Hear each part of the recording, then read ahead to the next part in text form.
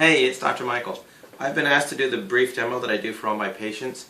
I like to explain the dangers of soda if you're in a healing crisis and compare it to some other waters and just show exactly what it does. I also want to show some of the dangers that are associated with tap water. So for instance, we're going to take tap water and we're going to fill these two things here real quick. You can see they come out of the same jug. Now what you'll see is that it is loaded with the chlorine drops. These are just the straight chlorine drops from Enagic. You know, people are like, oh, I used too many drops. You know, it makes it brighter. It shows up. Let me get you to stick 3 fingers right in there all the way to the bottom. There you go. We'll take a couple minutes here. Now, most people like to drink Dasani, or I liked Aquafina. Some people do Smart Water, things like that. So I was just going to do a quick comparison of these two.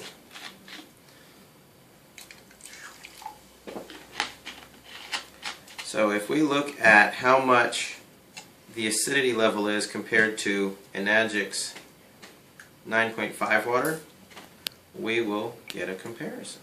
Now this, mind you, is just water from Dasani. It is not soda. You'll see that the colors are all real similar. Here's the 9.5 water. And yeah, this is what I do probably 4 or 5 times a day when people ask me why they shouldn't drink sodas.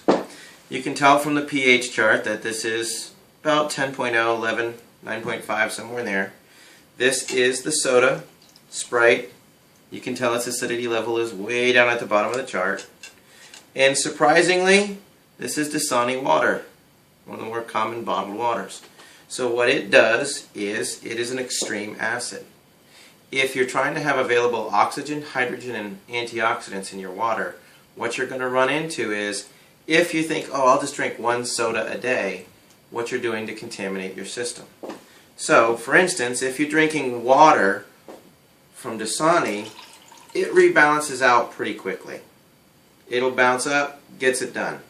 If you do the same thing with soda, though, you'll find that it doesn't change hardly at all. In fact, with this 32-ounce glass of water, it only takes a capful to start destroying that water and turning the whole thing acidic. You can tell that it does it pretty quickly.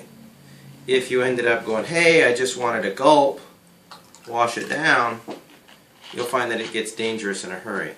So you've gone from purple to blue to green to light green to yellow pretty quickly.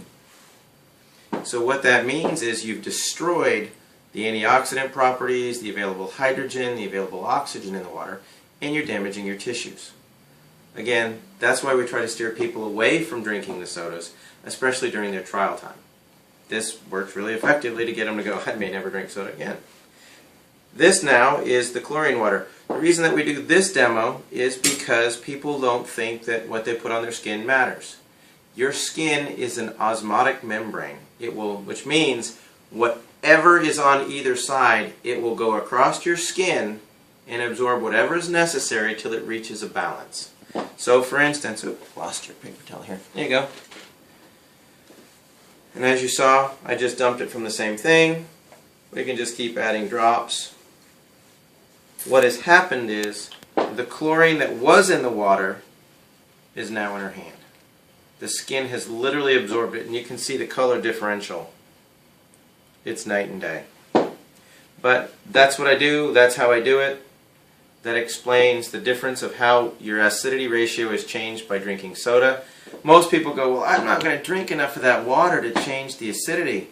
You don't have to. If you add baking soda to this, it'll go right back to alkaline, which is the same as if your body pulls calcium bicarbonate out, and it'll pull that calcium from your bones, and you can get osteoporosis and things like that. So there you go. Again, it's Dr. Michael just trying to explain how acidity and chlorine affects the body.